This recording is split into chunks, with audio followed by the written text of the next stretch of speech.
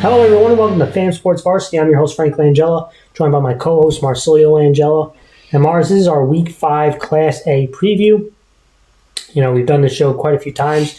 We're reaching the end of the football season, 2 weeks left, but hey, we're enjoying it each week. Yeah, man. I mean, like I said in the previous videos, I feel like we just need to enjoy the fact that football season's here. Yeah. And, you know, I know some teams haven't been able to play a full season, which is always disheartening, and you want to see teams play as much as possible, but just enjoy the fact that we are playing football and we are having a season, and, you know, it's just got to enjoy it. Absolutely. I want to welcome our fans to the show. We appreciate you guys tuning in as always. If you guys are new, make sure you guys follow us on Instagram and on Twitter. We talk about Section 1 football, and we put out content all year.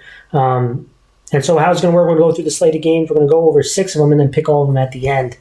And obviously, if you're watching this on YouTube, make sure you give it a thumbs up and subscribe to the channel.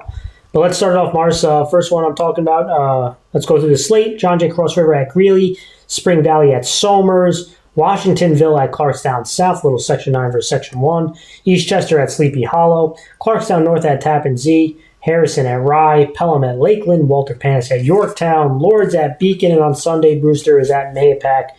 Let's get into the games we want to focus on. And obviously, I want to focus on my top 5 ranked teams. So that's kind of a little bit of a tidbit. Make sure you go on Twitter to find out who that is. But let's start it off, Mars. First one, John Jay Cross River 4-0 is at Greeley, who's 0-3.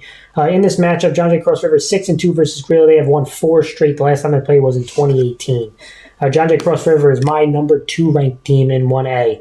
And let's start with them. Offensively, they rushed for 485 yards last week. Mars is ridiculous versus Harrison, and obviously starts with their quarterback, Jardina, who had 284 yards rushing and 3 touchdowns, making a case for an MVP season in Class A. But another guy who really showed out, their running back and wide receiver, DiChiara, 116 yards rushing, 2 touchdowns. They have Connolly, who's been also very impressive this year. They have that 3-headed monster, but again, it all starts with this offensive line. Halafanua, Farrar, who is an absolute stud on both sides of the ball, Gonzalez, Stein, and Galea, who was the right guard. I didn't mention in my breakdown, but he deserves recognition at the right guard spot. I think you're just going to see a really healthy dose of these 3-headed monsters in Jardina, Connolly, and DiChiara. And, they can really run on anybody. They like to spread you out. They like to run downhill. They like to run those counters. And they have proven that, passing is just a very supplement part of their offense because they can hit you with a bunch of different guys. Defensively, Mars, in the first half against Harrison, they really got punched in the mouth, but it shows the character of this defense that they've really locked out in the second half.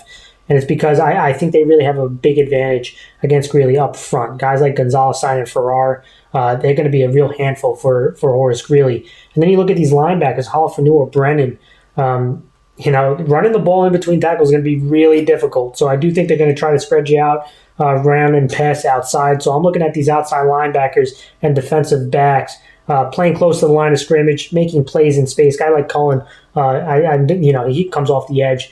So I do think they're going to be very aggressive and try to force some big negative plays and force some turnovers. I think John Jay Cross River, they're just a really elite team. Mars, what are your thoughts on them? Yeah, I mean, you kind of mentioned a lot. I mean, elite, they are definitely elite. And one take I think I am perfectly right on, and that's that the offensive line for John Jay is the best in Class A. I think they have proven that in spades.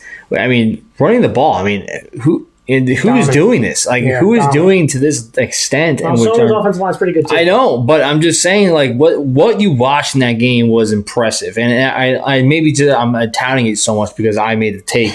But the offensive line really was dominating, and all these skill players on John Jay Cross River were definitely showing out. 400 yards 485 rushing? yards rushing. I mean, it's nearly 500. Right, yeah. in a high school game. I mean, that's awesome. And defensively, like you mentioned, I think that they did get punched in the mouth a little bit, but they definitely redirected and they came back and forth. And I think that's something that you can be proud of as a team. I think this was a big showing. Yeah. It was a good game in the beginning, and they just ran away with it. And I think that's the really the most impressive thing is that they against a talented team, they were able to show that they were the better team by the end of the day. And because of the big mystery of what happens in Week 6. You're looking at these top 5 teams to try to make statements each week to be the number 1 ranked team in A. And, you want to be because there's not really a playoff, so we don't know what's going to happen Week 6, who's going to be the number 1 team, the champion of A, is the big question. But when I look at Greeley, Mars, and Greeley, to try to pull off this upset is going to be really tough to run in between the tackles. So I think, they're going to spread it out. I thought Greeley had some nice plays versus Yorktown, nice design plays. They just couldn't capitalize on it. But it starts with Marangolo. I think he's a really solid back, one of their better athletes, and their quarterback, Wool. He had a touchdown last week on a long read option play, or zone read, excuse me. And he has some good athleticism. So the best chance you have is to try to get outside, try to make plays in space. And when you come with those trick plays that I thought had some nice designs against Yorktown, you got to hit them. Right, you can't you can't miss on those opportunities because there won't be too many against this John Jay Cross River defense. Defensively, Mars, again, it starts with stopping this rush attack. It's a lot easier said than done, but the defensive line obviously has to really step up if they're going to have any opportunity. I know they're going to bring some stunts, especially on the inside, to try to create some penetration. But it's going to be tough sledding, and it's going to be 4 quarters, and you have to prevent these big plays and these big rush plays. Mars, what are your thoughts on Greeley? Yeah, I mean, Greeley is definitely going to try to spread the ball out, and I think that they need to use a lot of misdirection, try to confuse the defense, and try to hit on those openings that they find. And defensively, I mean, it's going to be really tough because his offensive line, I mean, I keep saying it, is just they're top notch, and you need to try to force John Jay not to run. I mean, it's easier said than done, but I feel like you're going to need to send some stunts. You need to send a lot of pressure. And really, I think you're going to have to depend on your secondary to make a play whenever John Jay does pass the ball. Yeah, for the matchup, I'm looking at this Greeley O-line versus the John Jay Cross River D-line. To have a chance, those guys are going to have to really step up. Let's go to another game, Mars. Eastchester 2-2 at Sleepy Hollow, who's 1-3. Eastchester in this matchup 6-3 versus Sleepy Hollow. They've won 3 straight, including 2 wins in 2019. Last week, Eastchester lost to Rye. Sleepy Hollow lost to Pelham. So 2 teams trying to bounce back. And let's start with Eastchester offensively. I thought they had some really nice drives against Rye, but they really couldn't finish in the red zone. They got stifled. They run with physicality up front. I do think they're going to have a size advantage up front. And you look at that offensive line in Howard, Chiafone, Calabro, and running with those guys like Sparadino and D'Agostino really can wear down a defense. And I think you saw last week, Pelham was able to run against Sleepy Hollow, so I do think they're going to really test that and try to run with power. And, the best thing about it is not just that you're gaining yards and controlling the momentum of the game, but you're keeping a potent pass attack in Sleepy Hollow on the sideline. So I think it'll be a win-win for them to try to run with some power and then go into those roll-out passes and hit some big plays off of that. Defensively, Mars, again, you're going to see a lot of pressure on your secondary with this pass attack and plethora of skill guys. So the best way you could do it is try to get some pressure up front. And, your secondary, you can either go into max coverage or you can bring pressure.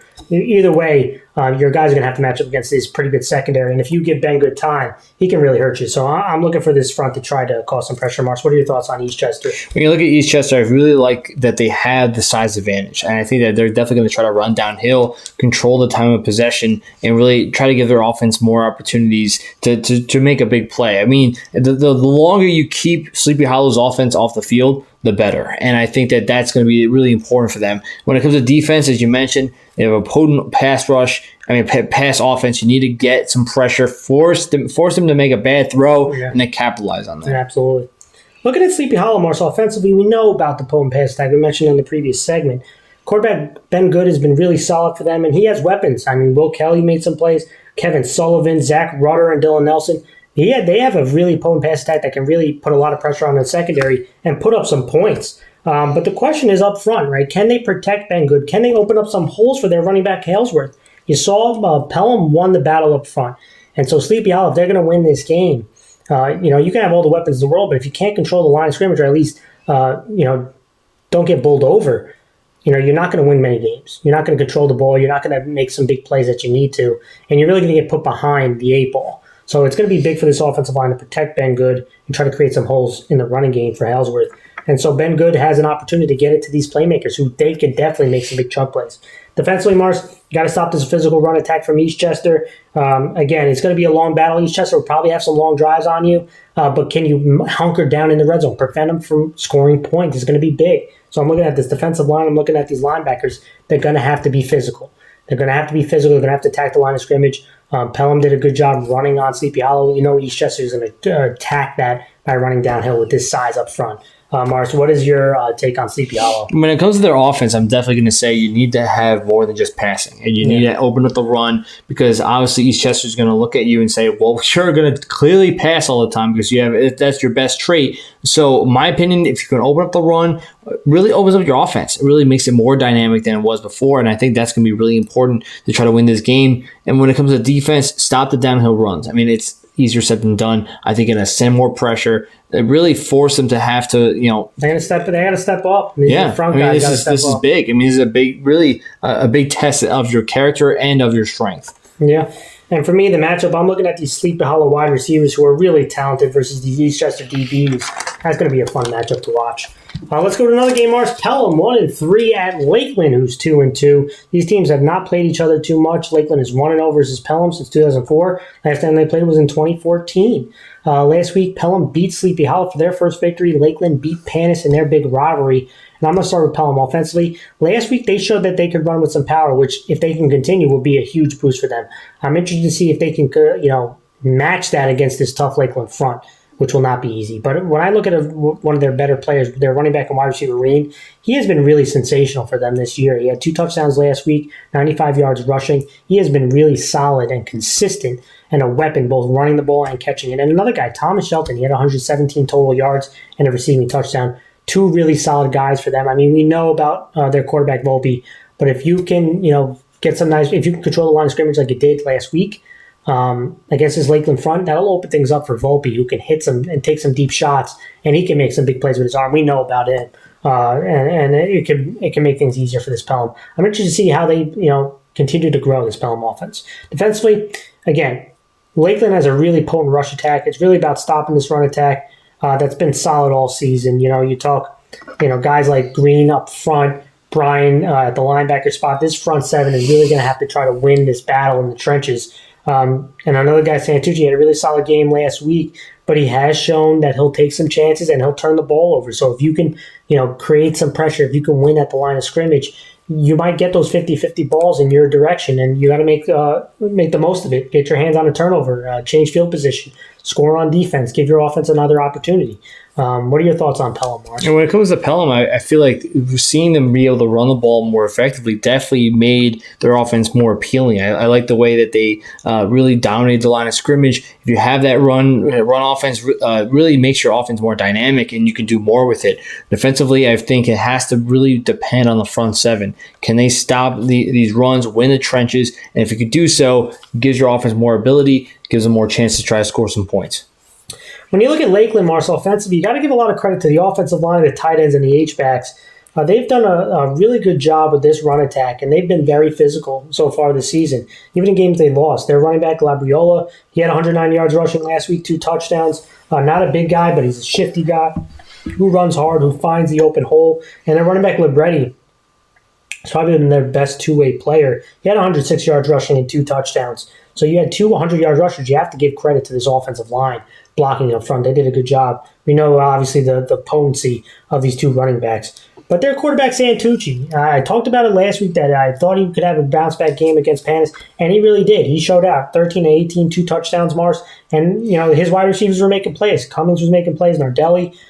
So to me, they looked really balanced, and again, they're going up against a tougher defense in Pelham, so I'm interested to see who steps up, but it all starts with this rush attack and the pass attack complementing off of it. The big thing to me, no turnovers, right? You got to protect the football. Don't give Pelham life by giving them the ball, or changing field position, or changing momentum. Defensively, I'm looking at this defensive line and linebackers led by Libretti to create some pressure and penetration.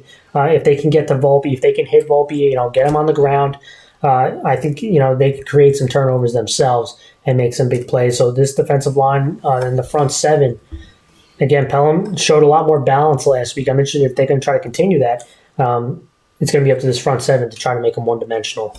Mars, what are your thoughts on Lakeland? When it comes to Lakeland, I feel like they were working on all cylinders. Their offense was really clicking in all ways. Santucci had a great game. And I really think the way for them to kind of win this game in general is to kind of keep the ball in your team's hands as long as possible, win the time of possession, and really just wear down Pelham. I think that's going to be the big thing. Wear them down, run the ball and just control this momentum going forward. Defensively, it's really going to be cause mayhem, right? Cause mayhem, give your offense back a chance, and then you'll work from there. Yeah, and for me, this matchup, I'm looking at this Lakeland rush attack versus the Pelham front seven. Lakeland's rush attack has been very potent, and I was impressed by Pelham's front seven last week. I'm going to see if they can continue that this week. Let's go to the next game, Mars. Walter Panas 0-4 at Yorktown, who's 2-2. Yorktown is 6-0 versus Panas. Last time they put them in 2018, they won, obviously, that game. But let's talk about Walter Panas offensively, Mars. When you play Yorktown's physicality and their toughness up front, it's really going to be hard to run in between the tackles versus physical team. So I'm thinking, obviously, Walter Panas likes to spread you out. They like to use the passing game and outside runs that can act as though run plays, and maybe try to just attack them outside, use their speed. Starts with their quarterback, D'Souza, guys like their wide receivers, Lugo, Constantino. They got to make some plays in this passing game if they're going to have a chance against Yorktown, because Yorktown has been improving each week, and defensively they've been tough since the get-go. But an X factor to me, and I know we're not doing really much X factors, but I got to go with Carlucci. Offensively, he's another guy who's a dynamic player, and he had another kick return touchdown. So can they make some plays in special teams, win the special teams battle, make a couple plays in the special teams to change the game? And a guy like Carlucci is one of them. Defensively, Mars, I'm looking at a defensive lineman like Carter. He has to, this has to be a team effort because you're going up against a potent Yorktown rush attack. So a guy like Carter got to get penetration. These linebackers really got to attack the line of scrimmage. Because these quarterback runs are deadly. So I'm looking at this front seven to be more physical. Last week they gave up 2 100 yards rusher, Mars. If they're not physical this week, again, Yorktown is going to put a whopping on them. So they got to be extra physical this week, and that's where I'm hoping that Walter Panas does, Mars.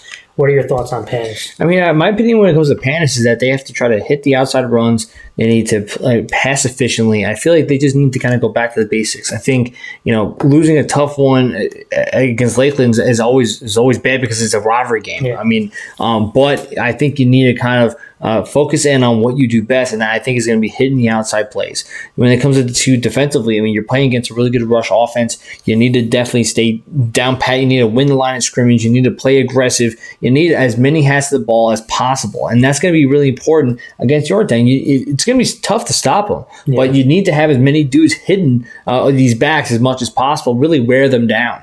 Yeah, and when I look at Yorktown, Mars, offensively, it has to start with the physicality of their offensive line.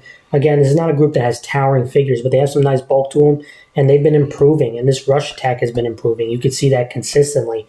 Starts with their quarterback, Mireles, 62 yards rushing and a touchdown. He's a real shifty guy. Even when you think you have him sacked on pass plays, he'll make plays with his legs and get some extra yards, which is just debilitating for a defense. But it's not just him. You look at running back McKnight. He had 71 yards and a touchdown. McCarr, we know about him. He lines up a tight end, running back, wide receiver. He had 43 yards. Ciccinelli, another guy who came onto the scene, 56 yards. So I'm expecting to see heavy doses of power running with the quarterback and tailbacks and quarterback rollouts so that if the pass is not there, he can run with it.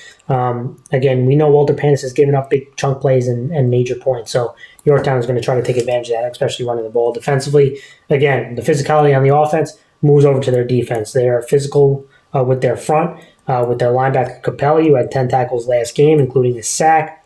They have solid size at the defensive tackle spots, and then they have some nice speed and length at the defensive end spots in McKnight and McCarr. So they make it hard to run outside. But the big thing for Yorktown is to prevent those outside runs. You have the size advantage. Don't give up the big plays to the outside. It's going to be big for this team. Make them run into the teeth of the defense, which is the size up front and the linebacking core.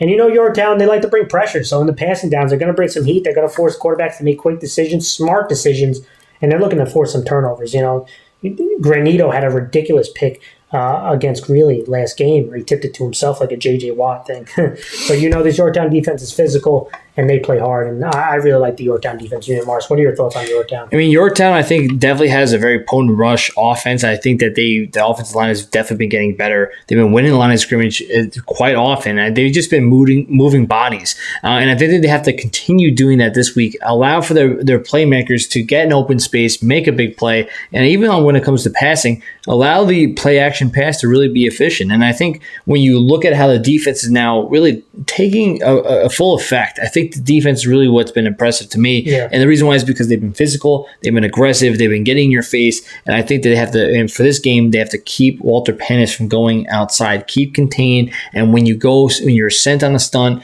you need to capitalize on that play. Absolutely. And for me, the matchup I'm looking at, Mars, is Walter Panas pass attack versus this Yorktown secondary. If Walter Panas wants to win this game, they're going to have to make some big plays in the passing game. Let's go to our next matchup, Mars. This was another interesting one. Spring Valley 3-0 at Somers, who's 4-0. This is my number 1 team versus my number 3 team. Spring Valley moved up to 3 on my list.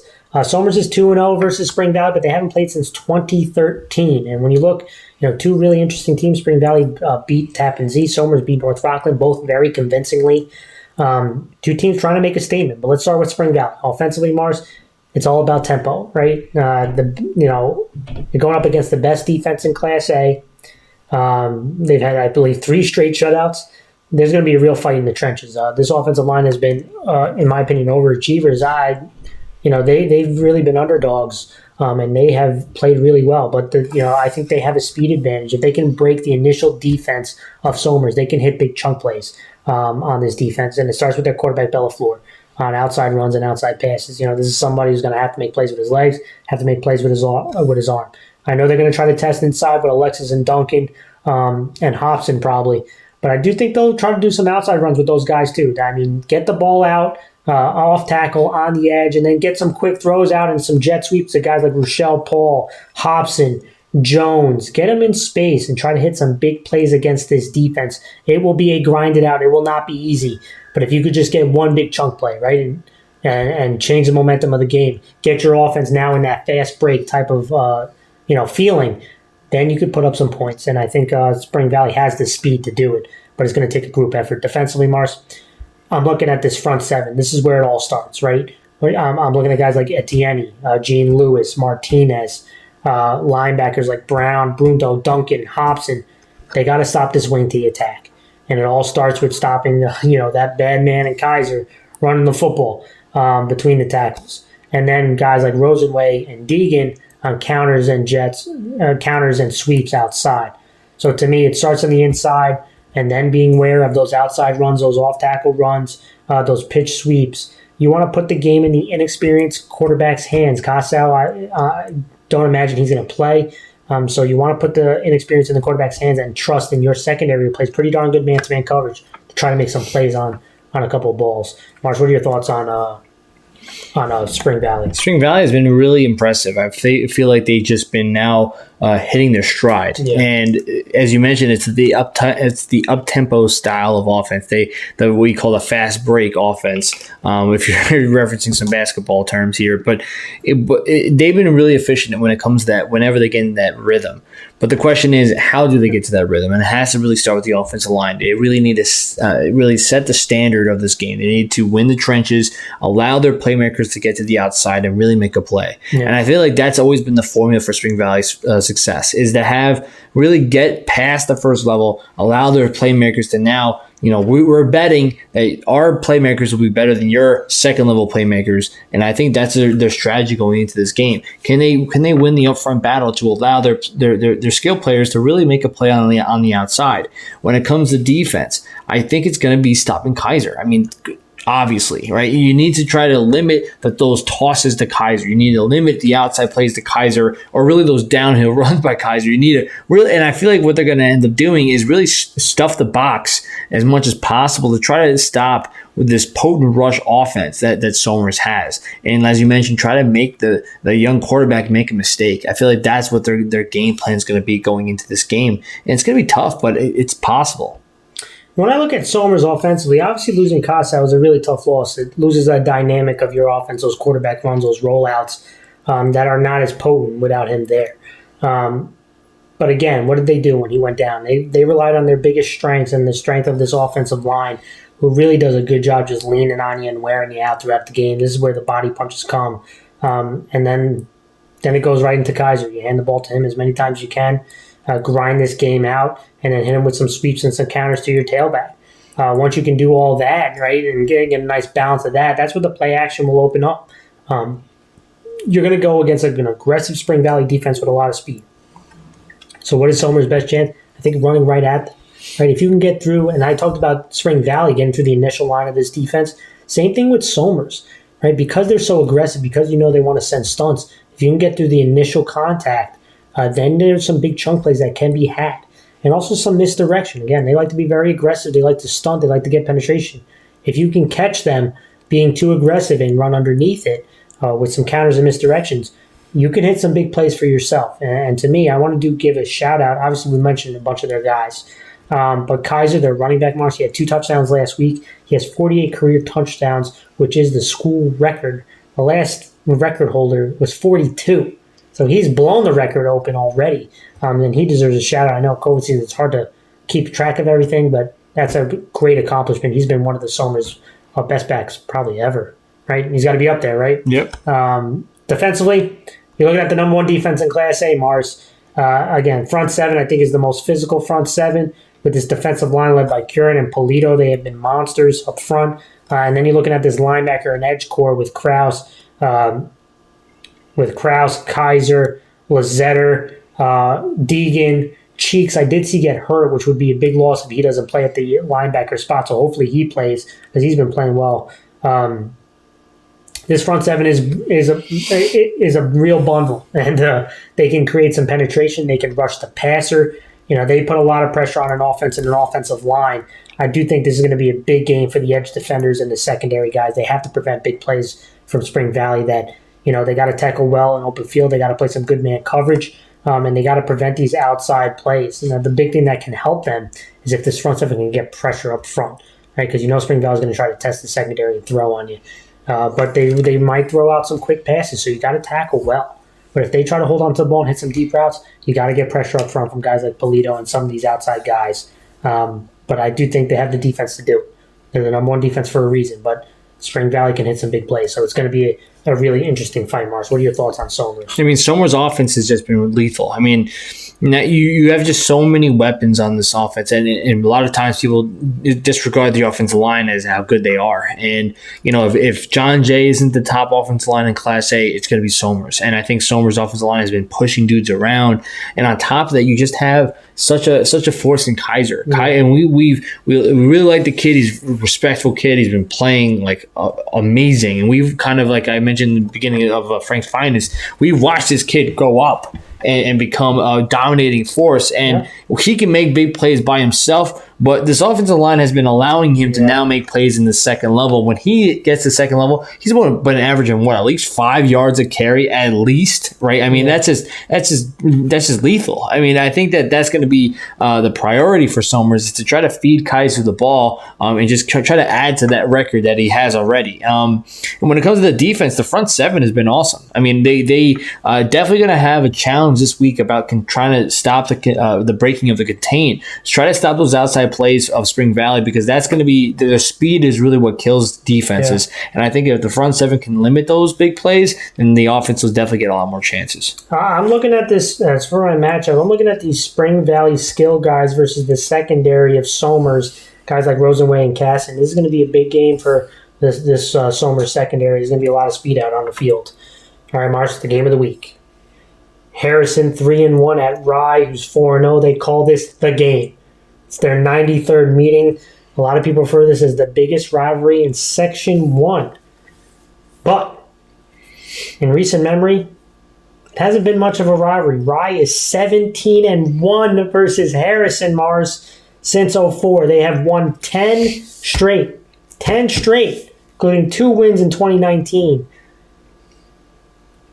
That's a crazy stat. But the game is the game. And let's talk about Harrison first on the road, Mars. Offensively, we know what they're all about. It's about running the ball. I think this week is the time to throw the kitchen sink. I think they do the option as good as anybody that I've watched this year. They'll run the triple option. They'll run some twist. They'll do some load option. They'll do some counters, right? Some sweeps. And I think they're going to have to bring it all out against Rye. What they really want to do is to have these long, drawn-out drives to really wear out the defense and control the clock. So I'm expecting you want to see some Judelson, Strauss, Troilo, Hegedus, heavy run plays leading into some of that play action stuff for Strauss, and that they can throw to Pelletucci and Keller. You need to keep Rye's offense on the sideline and I think that'll be the best antidote for your defense. But Rye's defense has been really solid in the red zone. So another big key, Mars, when you drive the ball and get in the red zone, you got to put points. Right? You got to put points because Rye defense, they always seem to hunker down and prevent teams from getting into the red zone. You saw last week, Eastchester, they had some drives, but Rye stopped them in the red zone. So you got to, when you get drive down the field, you got to punch it in and score some points. Defensively, Mars, they gave up over 485 yards rushing against John J. Cross River. You know Rye, with their rush attack and their offensive line, is going to say, we want some of that, right? We're going to test this rush defense. And so I'm looking at this front seven. They have to stop the run if they have any chance. And it starts with the defensive line, guys like Chaffone, Ventriglio, and linebackers inside and out. Arcara, Troilo, Judelson. These guys are going to have to be extremely aggressive. They're going to have to anchor down when they try to run right at you. And they got to show their strength. They got to show their ability to rally. They got to win the point of attack and cause penetration, or they're not going to have much of a chance. Because if Rye starts running the ball, then the play action opens up, and that's where the big plays are going to get hit. You want to force Rye, although Rye can beat you multiple ways, you want to force Rye into more spread sets. If you get in there and now you can have your athletes make plays, I think you have a better chance, Mars. Before I go to our video, what are your thoughts on Harrison? I mean, Harrison's offense, I feel like they're top notch, and I really like the way they play the option. As you already mentioned, their game plan is to try to draw out the clock, own the time of possession on the offensive side, and really just wear down defenses. Because if they could do so, then those big plays will definitely open up more.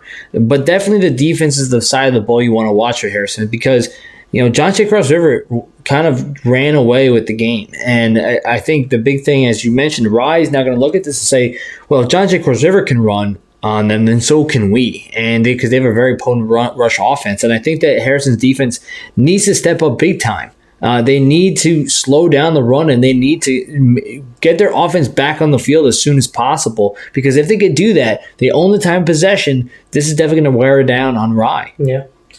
And I did show a clip of Harrison's defense and what they need to do to stop or try to slow down this potent Rye offense. For this video, we're going to talk about Harrison's defense and what they could potentially do to try to stop this potent Rye offense running the football. And it was tough last week against John Jay. They gave up over 400 yards rushing, and this front seven is going to have to step up to try to stop another potent rush attack in Rye. And although Rye doesn't come out in all these spread looks, they do show you spread. They will bring in an H-back and a tight end and run in between the tackles. And Harrison's going to have to be prepared for that. And I think the best method is loading the box, right? In this front seven, you see they have 7 guys. And they're going to have to be very physical, and they're going to have to cause penetration. And you see 7 guys in the box. They're going to have to try to trust their secondary if they come out with those H-back, with tight formations, or even in spread to try to play man coverage so that they can bring extra guys to stop the run. And what you're going to see, John Jay, they're going to run some power football in between the tackle. Right? You're going to see some down blocks. You're going to see a trap. You're going to see this H-back pulling to try to block the play side linebacker. They're going to try to run in between the tackle. What Harrison can do, although they're not the biggest guys, it starts with these outside linebackers. I think 2 of their better players. They need to cause penetration. Right? They need to be very active in the run game. They need to squeeze down those C and D gaps in runs in between the tackles, and they're going to have to be very involved. And we're going to show that right here. Here's one example. Right? First off, look at the linebackers. Okay? Look at the linebacker right here, Judelson. Look at him squeeze down this formation on the inside run. Look at the other outside linebacker. He's sitting in the B gap. B gap is taken care of. D gap is taken care of. Play side linebacker. Look at him attack the line of scrimmage right away. You need your linebackers to be very active. Now, I would like the backside linebacker to read this a little quicker and attack upfield. But again, look at these linebackers. This is what's going to have to happen for them to try to stop this rush attack. And here we go. Look at that. Forced fumble. That's a nice play. Again, start from the top. Watch the linebackers, outside and the play side backer. Watch them. Look at them attack right away. Look at them cause penetration. This is how they're going to have to do it if they're going to have a chance. Now, I talk about the linebackers, but again, here's a similar thing. This time, a little more in a spread look. But, look again. 7 guys in the box. That's what they're going to have to play with. I talk about the linebackers, but this defensive line is going to be really important as well. They're going to have to hold up against another tough, physical offensive line in Rye. If they can, they'll have a tough time stopping this attack. Again, you'll see similar. They're going to run in between the tackles. This time, watch this defensive line. Watch this DM. Watch this D tackle. Watch these linebackers again being active. Again, look at the spin move right off that down block. Look at him hold his own against the double team. Don't get pushed too much off his spot. But look at these linebackers. This time, both linebackers are reacting to the ball. Again, start from right to top. Watch right at the beginning. Look at these guys attack. This is what's going to have to happen. Look at the penetration. Look at the line of scrimmage not being moved. It's going to have to be a 4-quarter battle of this right here. One more time. Again, watch these guys move. Watch these guys use strength. Use their athleticism to get off blocks. This is what it's going to have to be like for 4 quarters. If Harrison can be physical up front and rely on the secondary to play man, they may have a chance of slowing down this Rye offense. All right, Mars, let's look at Rye. Offensively, again, you have to give a big shout-out to their offensive line. Billingsley, Garnett, Surhoff, Elson, Cunningham. They have been very impressive. And, they can bring in the tight end. They can bring in the H-back, number Big 44. I believe his name is Tebedino, who looks like Mike Alstott, who comes and tries to knock people's heads off. They come into those heavy sets, and they really can run. They'll run with the quarterback, and then they'll run with another really bad man at the running back spot in Whaling, Mars. And this guy, he's had over 100 yards in 4 straight games. And, it just feels like this rush attack is just so potent that there isn't, it's hard to slow them down. But what's impressed me is not just the rush attack and the offensive line, who's been good, but the quarterbacks have been getting better. These young quarterbacks have been, running the play action really well. They've hit some big plays to guys like Lavelle and Perez-Signini. And I think they're going to just test if Harrison can stop the run. You have to go into your heavy sets, run at them, run play action off of it, and hit some big plays. And Harrison's got to prove that they can muscle up and try to stop these heavy looks. Because if not, I think Rye will have a good opportunity to run the ball, control the clock, and put up points that Harrison's offense can't match. Defensively, again, going up against option football, so you got to really know your keys. You got to take out your read. You got to stay disciplined. You want Harrison to be a passing team. If Harrison is passing 12-plus times in a game, I think Rye's winning the game. Right? So if you can get them to pass more often, get over that dozen mark, I think there's a good chance they rise up. Right? So you want to get them passing. You want to create some negative plays, force Harrison to go into looks that they don't want to. And I think this defense has really been really good in the red zone. Right? It's got bend but don't break defense, although they have shown multiple games now that they can get physical with a team like Yorktown, like Eastchester, and make big-time stops. And that's impressive to me. They've been impressive multiple weeks. Mars, what are your thoughts on Rye? I mean, I really like the way the offensive Rye is. I mean, they have just so much dynamic, playability of them. They can run the ball, and then it opens up their pass. And they've been more efficient recently about making those plays on the passing game.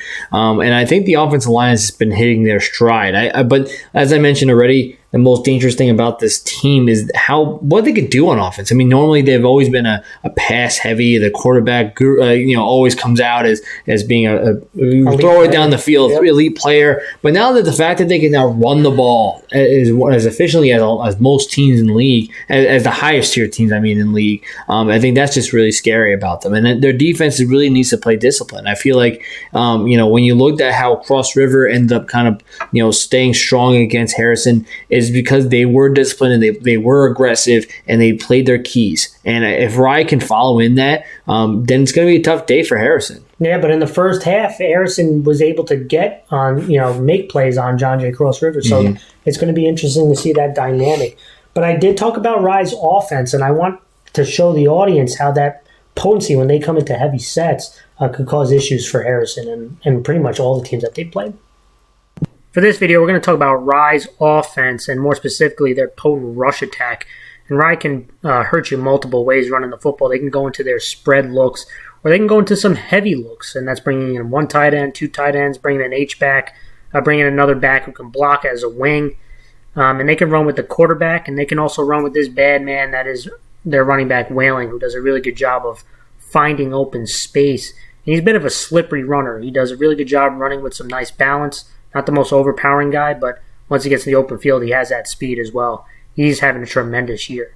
But it does also rely heavily on this offensive line and tight ends, who have done a really good job blocking.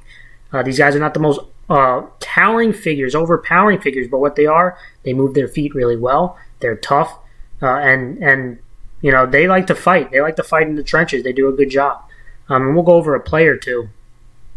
Let's just start with their heavy looks, because when they run out of heavy looks, it really opens up this offense, whether running the ball or play action. I know this is by the goal line. Again, they're at the 5-yard line, but they use similar formations like this all over the field. And you're going to see this offense is going to just run power football right here. You're going to see a double team block on the edge right here. You're going to see a single block, a down block. They're going to pull the guard around. They're going to lead with this big H-back and 44. Looks to knock people's heads off. And they're just going to run downhill on you.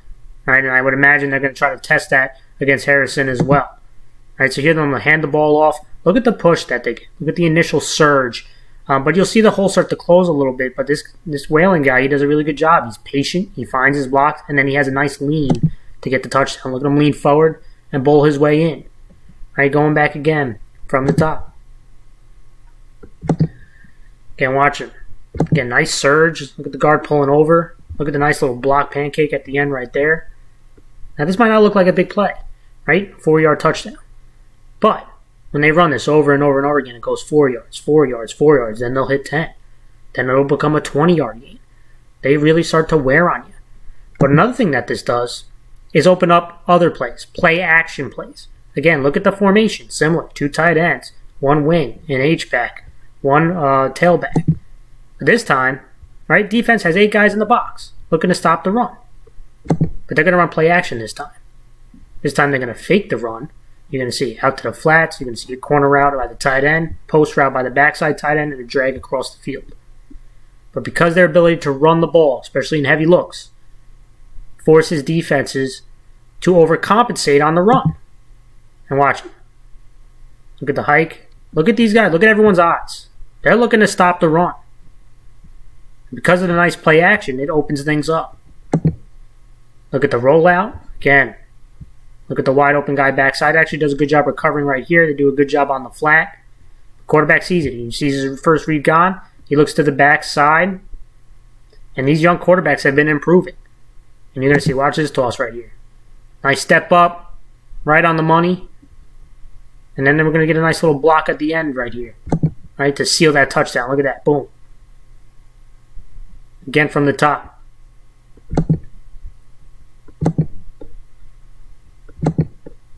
See the defense. Again, this rush attack is so potent. It opens things up for everybody else. Okay, watch the initial fake. Everyone's eyes are looking into the backfield. And that opens things up. Nice step in. Nice toss. Boom. I mean, Rye really is a run-first team this year, but they really opened things up with the improved play of their quarterback, their receivers. But this offense's engine is this offensive line and this rush attack. And if Harrison cannot slow down this rush attack, I think Rye will have a really good chance of winning this game. All right, Mars, I want to go to the matchup. And to me, I'm looking at this Rye rush attack versus the Harrison front seven. Obviously, Harrison's defense gave up 485 yards rushing. Rye's got a really potent rush attack with Whalen. Something's got to give, and Harrison's got to step up in that facet if they're going to have a chance. I'm looking at that matchup. And for me, the players, I'm going to say players I'm looking at, Mars. I'm looking at some Rye guys, offensive linemen and linebackers, Garnett and Surhoff. When you go against that option offense and you know you're going to get a heavy dose of Judelson and Strauss, those linebackers got to be very active, and I'm looking at those boys to make plays on both sides of the ball. Ready for the game picks, Mars? Yeah, I'm ready to roll. Let's do it, man. Let's start it off. John Jay Cross River 4-0 at Greeley, who's 0-3. I'm going to go John Jay Cross River. I don't think the upset happens. I think Greeley actually puts a real thumping. Cross River puts a thumping on Greeley. I just think that Greeley gives up too many plays in the run game, and this is a bad team to play when the offensive line is really clicking and these guys can run the ball. I do think Greeley is a growing program. Obviously, this is a tough matchup for them, and I think Cross River is going to win this game. Yeah, I'm thinking Cross River is too as well. I feel like the offensive line has been cooking the best offensive line in Class A, and I keep pounding my chest on that one. And I think they're just going to have a pretty simple game of run the ball as much as possible, and it's going to be a quick one. Let's go Washingtonville, 2-3 from Section 9 at Clarkstown South, who's 3-1.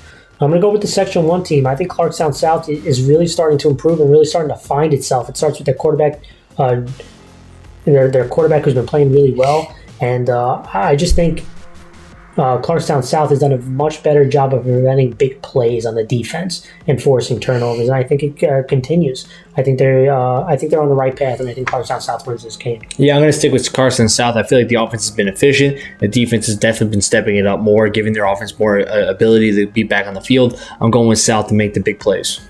Eastchester 2-2 at Sleepy Hollow, who's 1-3. I'm going to go with Eastchester, Mars. I think Pelham kind of showed the ingredient to try to stifle this Sleepy Hollow pass offense, and that's by keeping them on the sideline.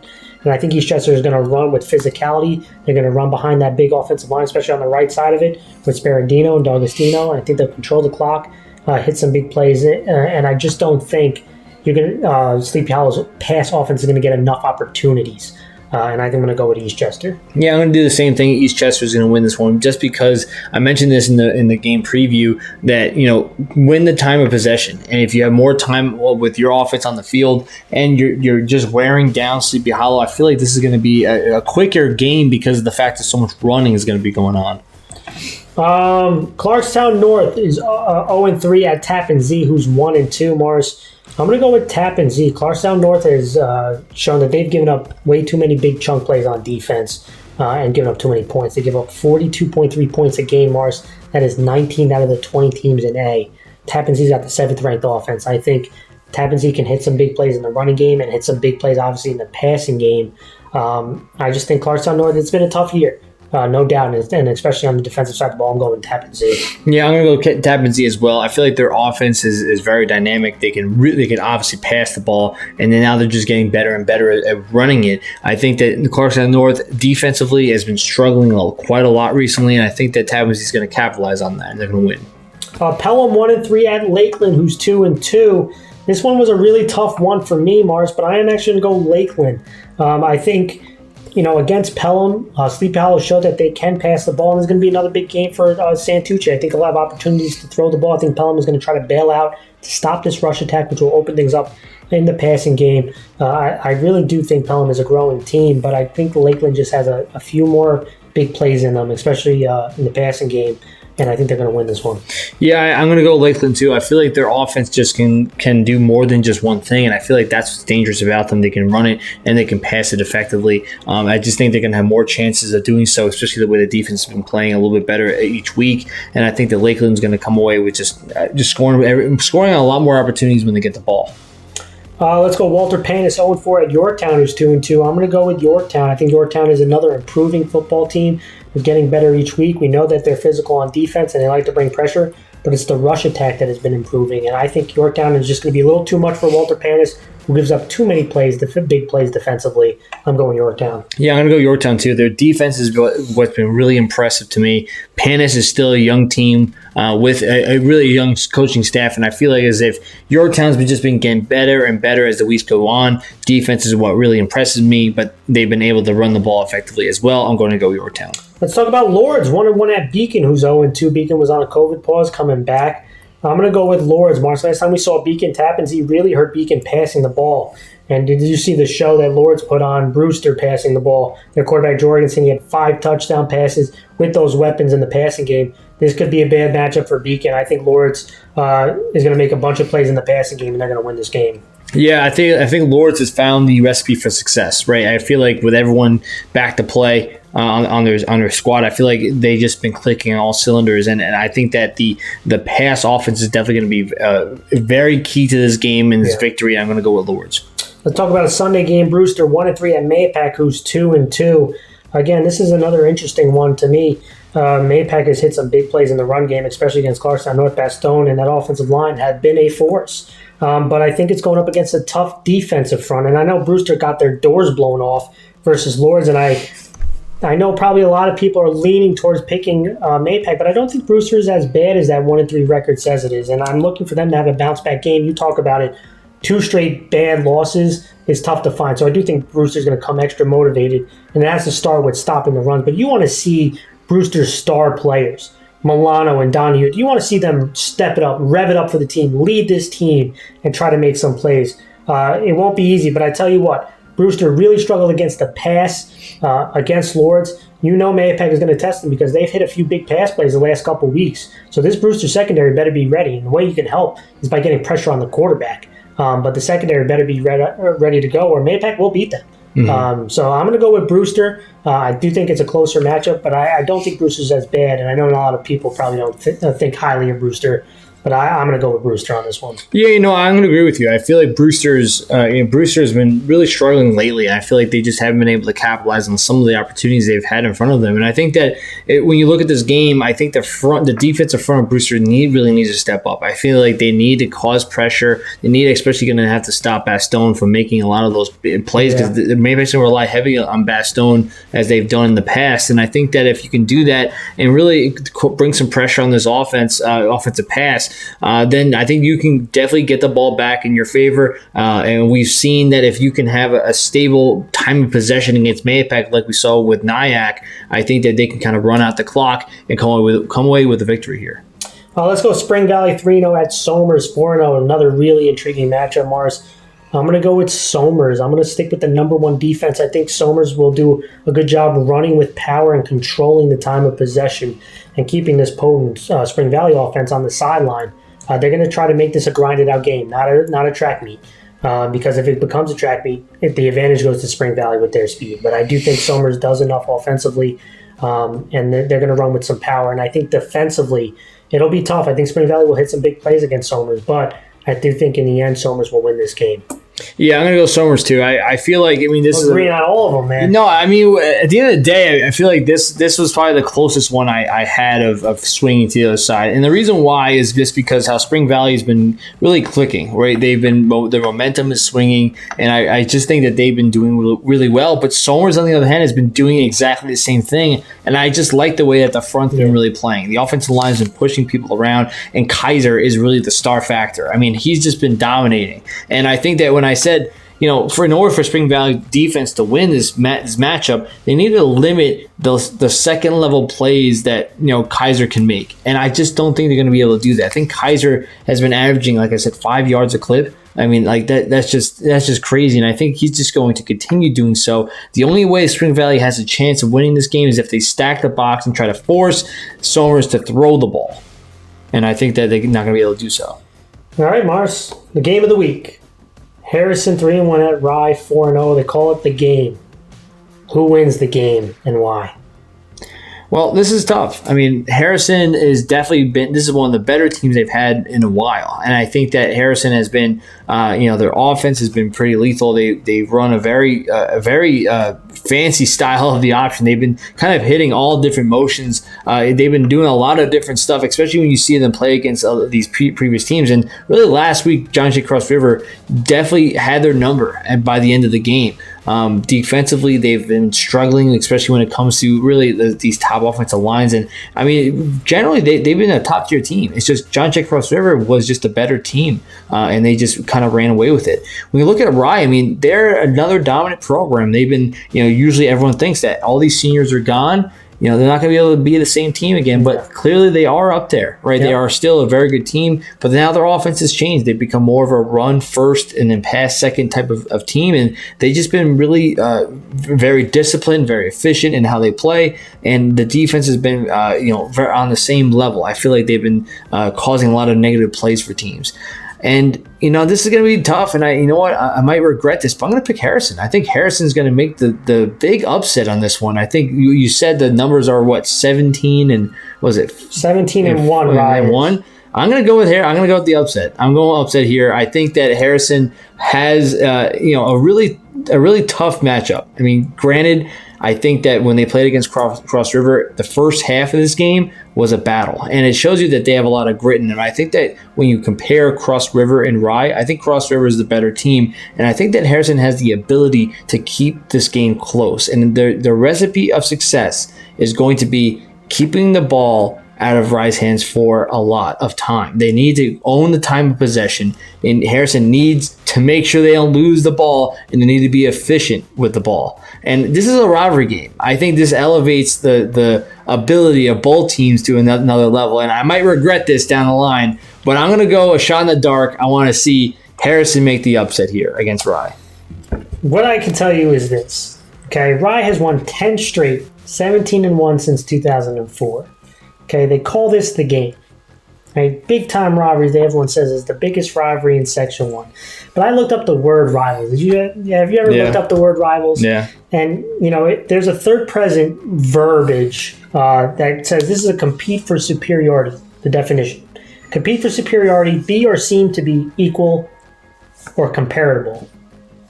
This rivalry has not been equal or comparable. Rye has owned Harrison, owned them.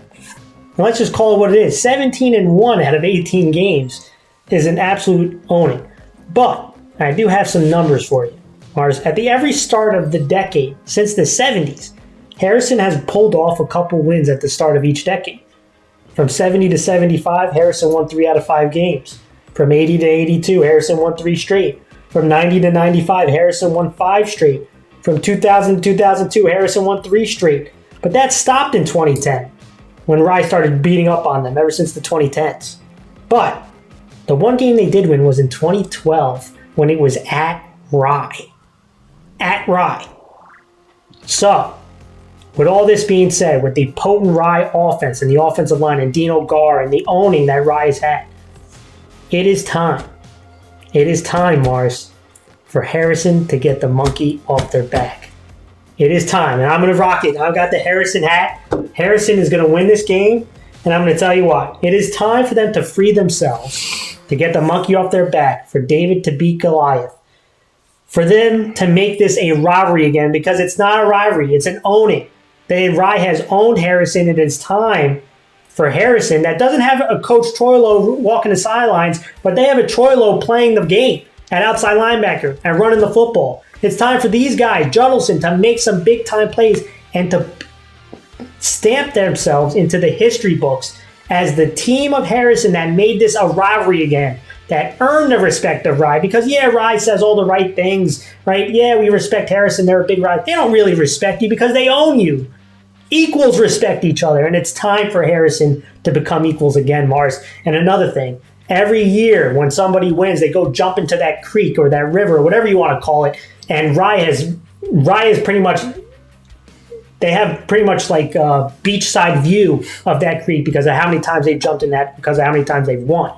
It is time for Harrison. If I'm a Harrison player, I'm packing some goggles because it's going to signify that I'm jumping into that river. And I'm going with Harrison. Wow. I'm going with Harrison, baby. We both picked Harrison. Yeah, I did not. No one believes. No, I did not expect. No one believes that they're going to win. Everyone's going to pick Rye. Lowen's going to pick Rye. Rye's probably going to bash on us. But we'll see what happens, man. We'll see what happens. And I want to thank everyone for tuning into the show. We appreciate you guys, like always. And I hope you guys have a safe and fun sports week. And we'll see you all very soon.